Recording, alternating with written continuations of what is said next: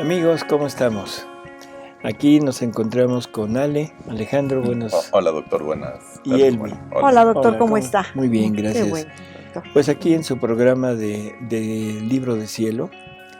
Y pues vamos a continuar con nuestras lecturas. Esperando, yo quisiera hacer un pequeño comentario, como de costumbre. O sea, todo esto que estamos oyendo, todo esto que estamos meditando, son lecturas, son dictados de Jesús a Luisa, que lo podemos tomar como algo muy bello, muy bonito, como algo que nos emociona. Pero recordemos, si esto no lo llevamos a la práctica, si esto no lo pasamos como vida, la vida de Jesús en nosotros jamás podrá realizarse. Jesús quiere que esto lo pongamos en nuestra voluntad para que animada con estas verdades, se decida a darle las riendas de nuestra vida a la voluntad divina. O sea, este es el punto principal, ¿no? Todo lo que Jesús se molestó en dictar, todo lo que Jesús se tardó, el trabajo que hizo en Luisa, no es solamente para Luisa, no es solamente para fundar su reino, sino todo eso va dirigido sobre todo a nosotros, para darnos a entender que lo que quiere es vivir en nosotros, que nosotros seamos ese medio de liberador de Jesús, donde un Jesús llegue y pueda continuar su vida aquí en este mundo, obrando, actuando todo lo que hizo, todo lo que actuó en su tiempo que estuvo en la tierra, ahora desea continuarlo.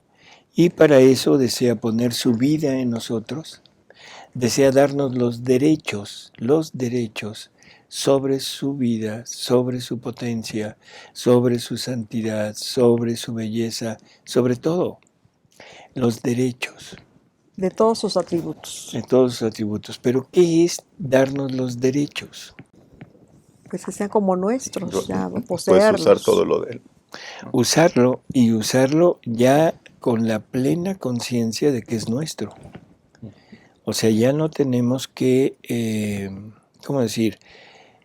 Que pedir permiso, vamos a decir. Ya no tenemos que pedir, no tenemos que hacer intercesión, no tenemos que estar recurriendo a Él para hacerlo, sino que dándonos los derechos sobre todo lo suyo, ahora la criatura va a decidir qué hacer con lo suyo, a sabiendas de que nunca se podrá hacer algo que esté en contra de lo que Él quiere.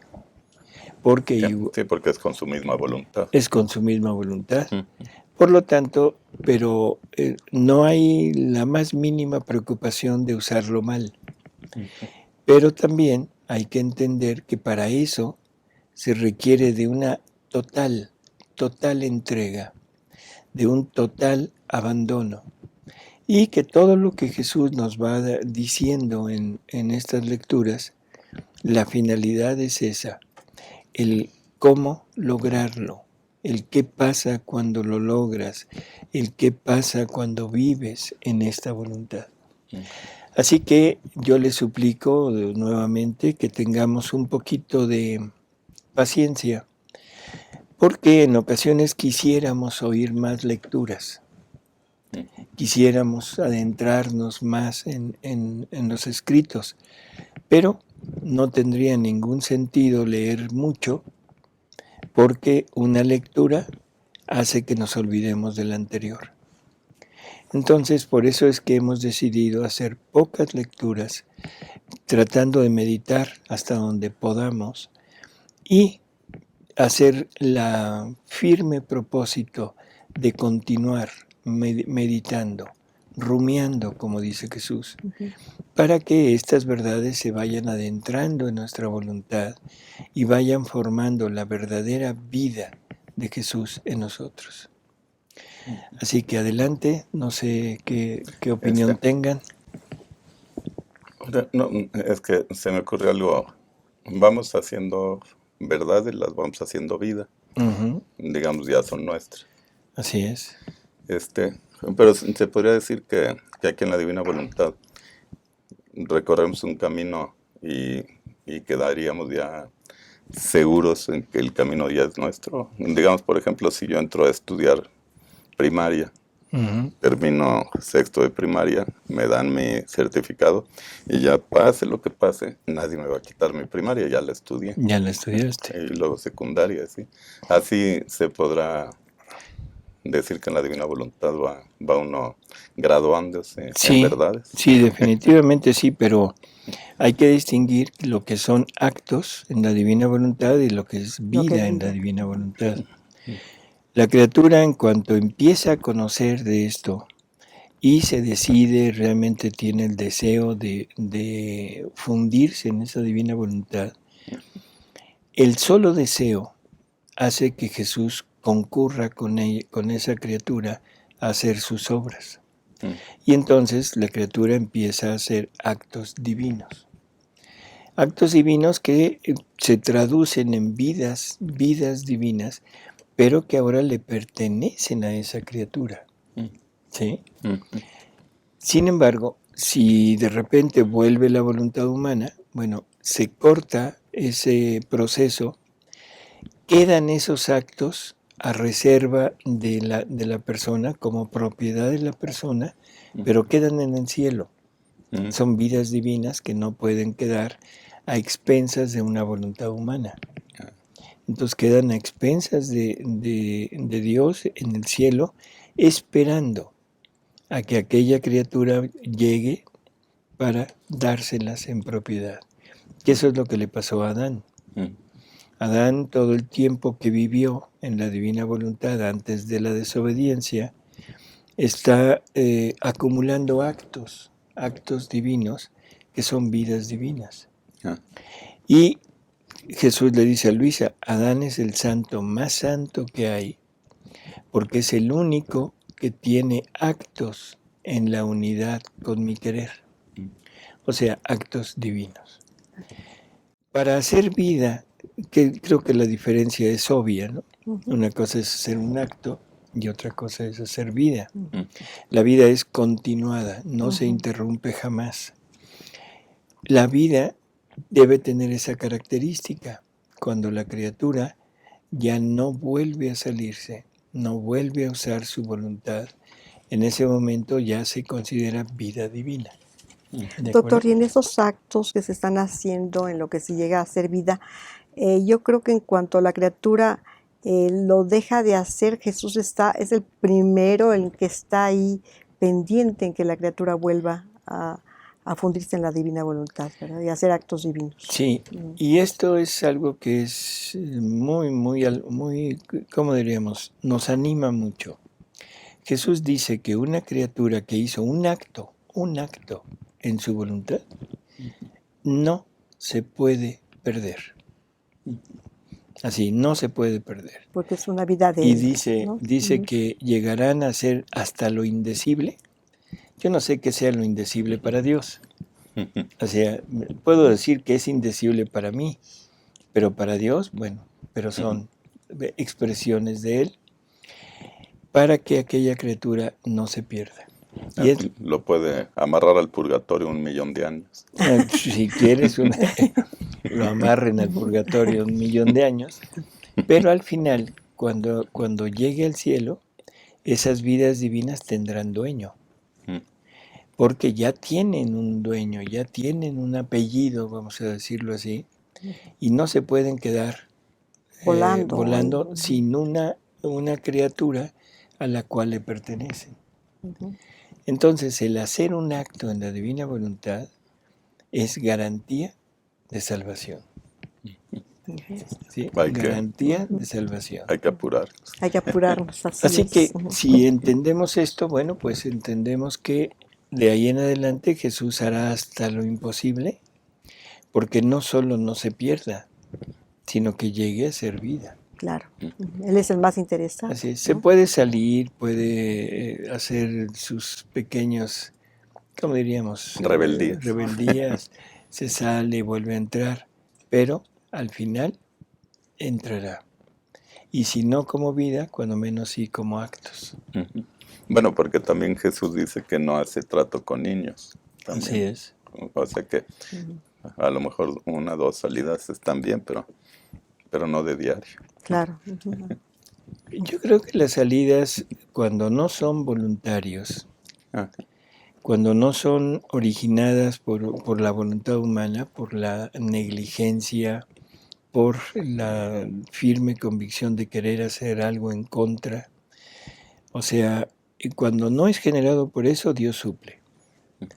La debilidad humana, los olvidos humanos, todas Distracciones. las, Ujú. no distracciones, bueno, todo el entorno, ¿no?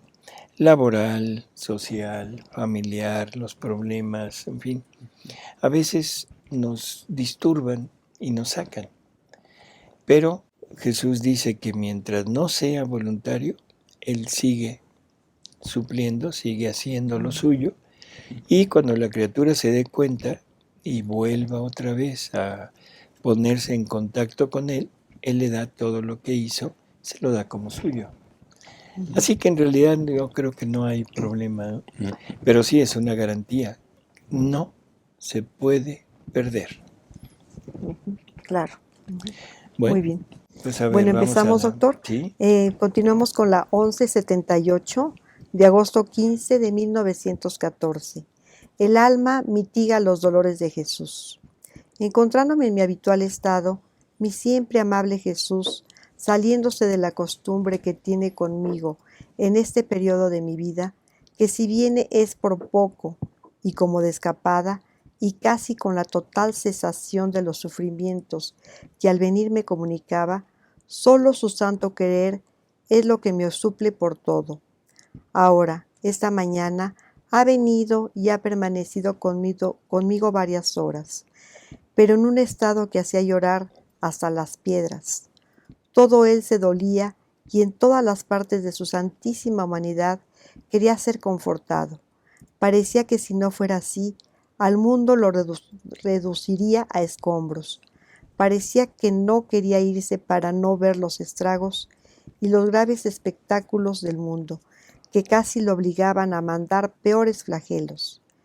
Entonces yo lo he estrechado y queriéndole aliviar, me fundí en su inteligencia para poder encontrarme en todas las inteligencias de las criaturas y así dar a cada pensamiento malo mi pensamiento bueno, para reparar y aliviar todos los pensamientos ofendidos de Jesús. Así me fundí en sus deseos, para poderme encontrar en todos los deseos malos de las criaturas, para poner mi deseo bueno, para aliviar los deseos ofendidos de Jesús, y así de todo lo demás. Luego, después que le he aliviado parte por parte, como si se hubiera repuesto, me ha dejado. Esa es toda la lectura, doctor. Bueno, es una lectura corta, pero que tiene mucho de dónde cortar, ¿no? ujú. Lo primero es entender que el alma que vive en la divina voluntad es la única, yo diría así, la única que puede mitigar realmente los dolores, las penas de Jesús. ¿Por qué la única? Porque es la única que viviendo en esta voluntad divina tiene la capacidad de poder tomar sobre de ella los sufrimientos de Jesús. O sea, puede compartir con Jesús los sufrimientos, no tanto los sufrimientos físicos, sino los sufrimientos morales y los sufrimientos espirituales. O sea, el abandono que las criaturas le dan, la indiferencia, o sea, todo esa, ¿cómo diríamos? Ese Pues todas esas ámbito en de contra de él, costumbres en que no es tomado en cuenta, es menospreciado, es pospuesto. O sea, él siendo el rey, él siendo el creador, él siendo Dios, y sus criaturas no lo recibieron. Ese pasaje del Evangelio de San Juan es tremendo, ¿no? La luz vino a las tinieblas, pero las tinieblas no lo recibieron. Entonces, el alma que vive en la divina voluntad puede tomar sobre de ella parte de esos sufrimientos y decirle, déjame compartir contigo, dame un poco, o sea, aligera tus penas, ¿no? Y Jesús lo hace. Claro, lo que la criatura puede tomar pues es mínimo. Sin embargo, bueno, algo se le logra mitigar. Eso por un lado. Por otro lado, hay que recordar que el alma que vive en la divina voluntad es un alma que no vuelve a pecar. Por lo tanto, es un alma que no le vuelve a dar un sufrimiento a Jesús. ¿Cuántos sufrimientos le daríamos a Jesús de aquí hasta que muramos, viviendo en la voluntad humana? No, muchísimos. Infinidad, ¿no? Sí. Infinidad. Pero si en ese momento nosotros nos decidimos a vivir en esta divina voluntad y la dejamos entrar en nosotros, la dejamos actuar en nosotros, en ese momento el alma llega al punto de su finalidad por la cual fue creada y no vuelve a hacer un acto separado de la voluntad divina. Por lo tanto, no vuelve a pecar. Sí, porque en voluntad humana, también todos los actos, hasta de las células y todos están separados de Jesús, también eso lo ofenden, ¿no? Así es. O sea, Esto es millones y algo millones. que es importantísimo entender, o sea, que se va poco a poco entendiendo a través de la lectura de los escritos. El mandato en el paraíso terrenal fue: no comas nunca del fruto de ese árbol, del fruto de tu voluntad.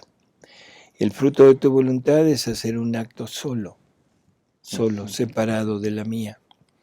Entonces, si tomamos esto en cuenta, todos los actos de la voluntad humana son actos separados de esta voluntad divina. Pueden estar unidos, pueden concurrir un poco en la línea de la voluntad divina. Eso es lo que se llama virtudes. Las virtudes es el cumplir la voluntad de Dios, pero no es el permitir que la divina voluntad actúe. Por lo tanto, son actos que a Jesús le cuestan una muerte. Dios los valoriza gracias a toda la vida de Jesús, a lo que Él logra en su vida en la tierra, a sus sufrimientos, a todo lo que pasa en la pasión.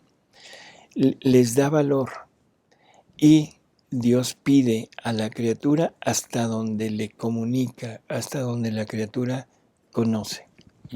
Por lo tanto, para la criatura son actos completos. La criatura no sabía que se podía fundir a la divina voluntad.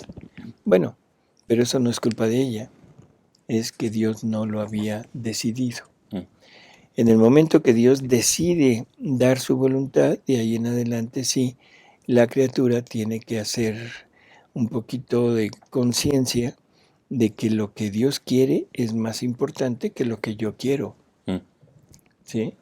Y por lo tanto debo de actuar como Él me pide que actúe. Entonces, y es donde la criatura tiene que hacer a un lado su voluntad para permitirle a él entrar, ¿no? Así es. Completamente. Así es. Así que en este momento, o sea, todos los actos humanos, de voluntad humana, a Jesús le representan un sufrimiento, una muerte. Los valoriza y a la criatura le representaron actos buenos, actos meritorios, sí, pero para Dios es solamente que Jesús pague lo que la criatura le debe en cada acto. ¿De acuerdo? Entonces es realidad. Así que son dos modos de aliviar a Jesús. Es dejando de pecar, o sea, al momento de tener la divina voluntad en nosotros. Y algo que es muy, muy esencial entender, aparte de dejar de pecar, empezamos a darle toda la gloria, el amor, la alegría, la felicidad que un alma viviendo en la divina voluntad le puede dar. O sea, él encuentra en aquella alma todas sus complacencias. Y eso es un alivio. Claro, y reparando todos los actos malos que se han hecho, ¿no? Así es. Ese es Ese su es ese alivio. punto en que nos menciona aquí. Luisa menciona que ella se une, se funde, por ejemplo, en los pensamientos de Jesús. Los pensamientos de Jesús son hechos en la voluntad divina, son hechos en la eternidad, no en el tiempo, y se extienden a los pensamientos de toda la humanidad, desde el primer hombre hasta el último. Y en esos pensamientos Jesús tiene que rehacer cada pensamiento, poner un pensamiento divino para entregárselo al Padre en correspondencia por lo que el Padre le había dado al hombre en su pensamiento. Ahora, la criatura que vive en la divina voluntad, tomando esta voluntad divina, puede fundirse junto con Jesús y poner un pensamiento de Jesús en los míos y uno mío en los de él y difundirlos por todos lados donde se difunde el pensamiento de Jesús. Por lo tanto, ahora la criatura está rehaciendo los pensamientos de toda la humanidad y le está dando un alivio. Un alivio, Sí. claro. O sea, quien vive en la divina voluntad toma todos los pensamientos malos de las criaturas, los transforma en buenos y se los da al Padre junto con Jesús. Así es. Pero en esa transformación, ¿las criaturas sienten algo o reciben algo? Las criaturas reciben todo lo que las gracias, los dones que el Padre corresponde por aquellos actos que le fueron entregados a nombre de ellos. Ah, Pero se quedan en... por eso, le fueron entregados a la criatura que lo hace. Ah, Y la criatura que lo hace lo pone a disposición de todos. Pero ahí ya depende de si lo quieren tomar o no. La disposición de cada quien. Así es. O sea, no es a fuerza, no es que se les vaya a dar, sino se pone a disposición y si algún día ellos lo quieren, lo pueden tomar, porque ya es de ellos. Y de alguna forma el alma de las criaturas siente que está ese tesoro ahí guardado, guardado en esa alma. Pues yo creo que algunas sí y otras no. Yo pienso que es como los movimientos de conversión. Por ejemplo, o sea, ¿cuántas veces, vamos a poner un ejemplo, el más trillado de todos, San Agustín? Las oraciones de su madre. San Agustín sentiría en él ese acervo de gracias que la mamá le estaba consiguiendo. Pues a lo mejor hasta le molestaban. Bueno, pues yo creo que ni una ni otra, ¿no? Él seguía con su vida de destrampe, seguía siendo un hombre de mundo, un hombre exitoso, pero un hombre de mundo. Pero aquellas oraciones, aquellos actos, unidos a los actos de Jesús, bueno, no tanto unidos, sino Jesús respondiendo a la intención de las oraciones de la mamá, hacía fuerza a San Agustín. Bueno, a Agustín en aquel tiempo. Sí, todavía no. ¿Sí? Le hacían fuerza y eso es lo que poco a poco lo fue convirtiendo. Y esto lo hemos visto en cantidad de personas y quizá lo hemos sentido nosotros mismos. Un buen día, sin saber ni por qué, ni cuándo, ni a qué se lo debo, pero algo nace en mi interior que me dice, ¿sabes qué? Algo te hace falta. Sí. Algo te hace falta. El día que la criatura se hace ese cuestionamiento, ya la hizo. Porque empieza una búsqueda, pero no en lo material, que es lo que tiene, sino empieza una búsqueda en otro ámbito, y el ámbito es el espiritual, aunque no sea dirigido hacia Dios. Porque hay movimientos espirituales que no son hacia Dios, incluso contrarios a Dios, pero si el movimiento es de buena voluntad, de buena fe, Dios irá conduciendo esa alma hasta llegar a Él. Y la puede llevar por los caminos más contrarios a Dios. No importa, pero ese movimiento, y sobre todo esa insatisfacción. Yo aquí pienso, este es un pensamiento personal, que ese conocimiento de todas esas cosas, de todo ese mundo espiritual contrario a Dios, es benéfico. Porque es un sentimiento de insatisfacción. Sí. O sea, vamos encontrando en lo espiritual algo que no es lo que busco, sin embargo, me halaga un poquito. Y digo, no, por aquí no es, pero, o sea, sí es por aquí, pero esto no es. Y sigue uno buscando. Sí. Lógico, cuando llega el conocimiento de Dios, Sí. tranquilamente. Claro. Puede ser que nosotros, puede ser que nosotros estemos aquí porque alguien ya oró por nosotros anteriormente. No ¿Qué puede pasa? ser, ¿eh? No puede ser. Seguro. Sí, no puede ser. Es. O Claro. sea, Sí, Claro. no, yo iba a decir, pero también como experiencia personal, que en alguna época, cuando yo no estaba en lo de Dios, pues me gustaba traer algún amuleto, ¿sí? Y me funcionaban los amuletos. Hasta que Dios decía, ya caminaste, ya te movió este amuleto, pues ya no te va a servir. Entonces tenía yo que seguir caminando y caminando. Entonces pasaste por la pata de conejo, la herradura, Pues el ojo de cualquier cosa venado. que decía. No pasaba por abajo de escaleras, pues todo lo Así que dice. es. Pero así es como lo hace uno, ¿no?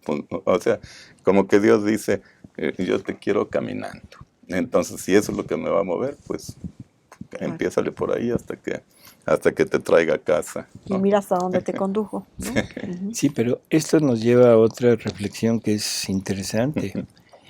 Son cosas muy, pues no sé, muy complicadas, pero que necesitamos ir pues teniendo en las manos para tratar de ir desenmarañando, ¿no?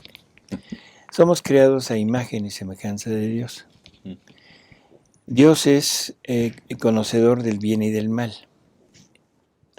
Por lo tanto, el hombre debe de conocer el bien y el mal. Dios quería que el hombre conociera el mal, pero sin caer en él.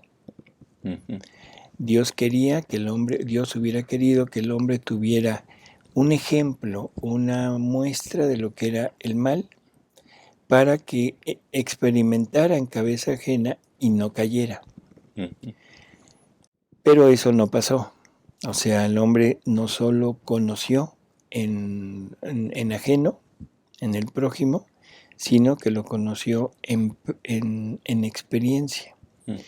Y bueno, ahora estamos en este mundo en donde el mal pues es nuestro hábitat normal. Y quizá ustedes digan, no, eso no puede ser, pues entonces tengo que decirles con todo el dolor de mi corazón que se equivocaron. Porque Jesús le dice a Luisa, está Luisa diciéndole, oye, a mí no me gusta que me hables de la voluntad humana. No me gusta conocer el mal. A mí me gusta que me hables de tu voluntad. Y Jesús le dice, pues lo siento. Bueno, lo siento, no. Pero es necesario que conozcas el mal. A la Virgen se lo dice también, sobre todo cuando crea su alma, la prueba de la Virgen, para ser probada, tuvo la Virgen que conocer el mal. Pero lo conoce por experiencia de todos, porque le muestran lo que la voluntad humana hizo y lo que la voluntad divina hizo. Entonces la Virgen está teniendo experiencia del mal y no cometido por ella, pero sí en alguien más. Y por eso dice, tuve horror de mi voluntad. Si no hubiera tenido esa experiencia, nunca hubiera tenido horror de su voluntad. Entonces la experiencia del mal, el conocimiento del mal, desgraciadamente es necesario. Y digo desgraciadamente porque ahora nosotros lo conocemos, pero lo conocemos por experiencia propia. Raro es aquel que se libera de esa experiencia y que logra entender en cabeza ajena. ¿Sí? Raro es. Sí. Bueno, pues creo que nos extendimos demasiado en esta lectura. Vamos a la siguiente, ¿sí? Claro que sí. Bueno, seguimos con la siguiente lectura, que es la 1179 de septiembre 25 de 1914. Efectos de las oraciones hechas en la divina voluntad. Estaba ofreciendo mis pobres oraciones al bendito Jesús y pensaba entre mí a quién sería mejor que Jesús bendito las aplicara. Entonces Él benignamente me ha dicho: Hija mía, las oraciones hechas junto conmigo y con mi misma voluntad pueden darse a todos, sin excluir a ninguno, y todos tienen su parte y sus efectos como si fueran ofrecidas para uno solo, pero actúan según las disposiciones de las criaturas, como la comunión o mi pasión. Para todos y cada uno yo las doy, pero los efectos son según las disposiciones de ellos. Y si los reciben 10, no es menor el fruto que si los reciben 5. Tal es la oración hecha junto conmigo y con mi voluntad. Bueno, esto también es una enseñanza enorme, ¿no? Estamos acostumbrados desde la voluntad humana a hacer oraciones y dirigirlas. Una oración por intercesión de alguien, una oración para las almas del purgatorio, una oración de petición, una oración de alabanza, en fin, le ponemos como la finalidad de esa oración, el fin de esa oración. En la divina voluntad sabemos es infinita, eterna, y abarca todos los tiempos, todos los lugares y a todas las criaturas. Por lo tanto, no se necesita mandarla hacia alguien en específico, sino que abarca a todos. Es universal ahora. Y es como el sol. O sea, el ejemplo sería el sol. El sol da luz y calor, nada más. O sea, y lo expande a todos. Pero cada quien lo recibe dependiendo de su necesidad. La semilla recibe ese sol y para germinar, para empezar a formar una nueva planta, la planta lo recibe para crecer, para dar flores o para dar frutos. Los animales reciben el sol y con muchos, ¿cómo diríamos?, efectos. Primero, vida en ellos. El organismo animal requiere del sol para elaborar determinadas sustancias. Requiere del sol y de la luz para poder obrar, hacer sus obras. Si no hubiera luz, no podríamos actuar. En fin, cada quien va tomando lo que necesita de ese sol. Doctor, ¿aquí se puede decir que solamente es espiritual o también puede ser, por ejemplo, pues algún enfermo recibe sanación, alguna persona recibe se convierte, otra persona pues se purifica? O sea, puede ser de las dos, tanto materialmente como espiritualmente, o solamente espiritual. Es difícil porque, por ejemplo, la vida de Jesús, o sea, cuando Él hacía milagros, cuando él curaba a alguien, resucitaba a alguien, siempre era en forma directa, ¿sí? O sea, no era una acción universal en que de repente empezaran a curarse las personas sin saber ni quién. Entonces, yo pienso que probablemente la acción material sea dada, pero a determinadas personas y para usarla en determinadas personas. A los apóstoles recibieron el don de poder curar, de sanar, de hacer milagros, pero no era una acción continua. Así que probablemente, o sea, esta acción de sanación sea específica y sea una acción hecha por la divina voluntad en la criatura y por voluntad de la voluntad divina, no por voluntad de la persona. De ahí en fuera, la fuerza, la luz, la santidad, la bondad, la misericordia, todo lo que Dios contiene, eso sí se extiende. y se le aplica a cada uno de acuerdo a sus propias necesidades. Incluso las almas del purgatorio reciben la oración hecha en la divina voluntad como un sufragio enorme que les libera de muchísimas penas, ¿no? Así que yo creo que por ahí va. En cuanto a la curación, repito, pues es difícil poderlo extender, porque, por ejemplo, María, viviendo en la divina voluntad, pero seguía viendo enfermos. Jesús, la misma divina voluntad en la tierra, pero seguía habiendo enfermos y sigue habiendo enfermos. Luisa, y lo mismo, ¿no? Entonces va más hacia la parte espiritual que hacia la parte material, creo yo. Muy bien, muy bien. En fin, creo que es una lectura muy, muy pequeña, muy sucinta. Pero con mucha enseñanza también, ¿no? Sí entender que es la oración en la divina voluntad. No es la oración de nosotros. No es lo que acostumbramos rezar y decir lo rezo en la divina voluntad. No es eso. Sino es el reza, pero reza como rezo yo. O sea, no sea un rezo oral, no sea una recitación, no sea nada de lo acostumbrado, sino un vuélcate en mi voluntad. Y ahí encontrarás a Dios y a todas las criaturas. Y teniendo a Dios y a todas las criaturas, vas a tomar lo de todas las criaturas, lo vas a rehacer y se lo vas a dar a Dios en reparación de todo lo que toda la humanidad hace. Y luego Dios va a corresponder con gracias y dones, que ya lo habíamos mencionado, y lo vas a poner a disposición de toda la humanidad. El que quiera lo toma, el que no quiera no lo toma, no hay problema. Y es una oración entre Jesús y el alma también, ¿no? Es una oración de la divina voluntad en el alma.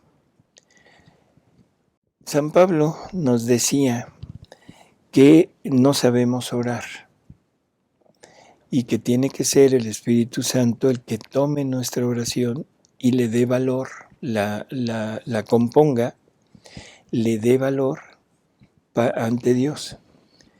Y lo hemos tomado como que no sabemos rezar y por eso lo tiene que hacer.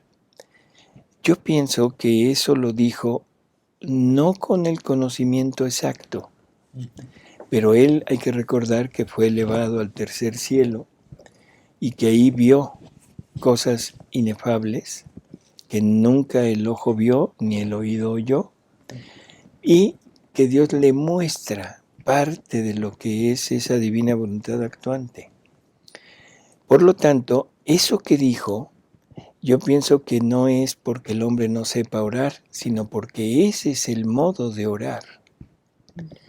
Esa es la forma en que Dios había decidido que el hombre orara, en unión con el Espíritu Santo, para que esa oración tuviera ese contexto de universalidad, de infinitud, de eternidad, porque el hombre solo no lo podía hacer. No es que no sepamos, es que no podemos. Y entonces el Espíritu Santo llega, toma lo nuestro, siempre y cuando se rece como reza Él, y lo extiende, y ahora sí es una oración hecha por la criatura, pero ayudada por el Espíritu Santo. No sé qué opinen. No, sí. Sí, Él es el que la potencializa. ¿Sí? Potencializa o potencia. Sobre todo porque este fiat es, pues se puede decir que es el Espíritu Santo, ¿no? El que está comunicando a través, o Jesús a través del Espíritu Santo, a través de Luisa. Bueno, es un poco complicado, pero... No, o sea, vamos a recordar una cosa, no importa si digo Espíritu Santo y no era Espíritu Santo, era Jesús, o si digo Jesús y no era Jesús, era el Espíritu Santo, es lo mismo. Son tres personas, claro, en un solo Dios. Así es. Entonces no nos fijemos en minucias, ¿no? No nos fijemos en que el Padre quiere que le recen a Él, porque está celoso, porque no. O sea, O de que Es no rezamos lo a María mismo. porque se pone celoso Jesús y cosas así. Así es. En fin, Ujú. pues amigos, se nos hizo tarde, el tiempo es cruel, pero lo mismo que decíamos, 2 lecturas y que dan para mucho, para meditar enormemente. Claro, Nos vemos en la próxima. claro. Y sigan, Alejandro, Doctor. hasta claro que luego. sí. Y Hasta sigamos luego. pidiendo que venga el Hasta luego. reino de la El divina comercial, voluntad. el comercial, por favor, el comercial. Pues libro de cielo, a seguir leyendo el libro de cielo y sigamos pidiendo porque se extiende el reino de la divina voluntad. Así es.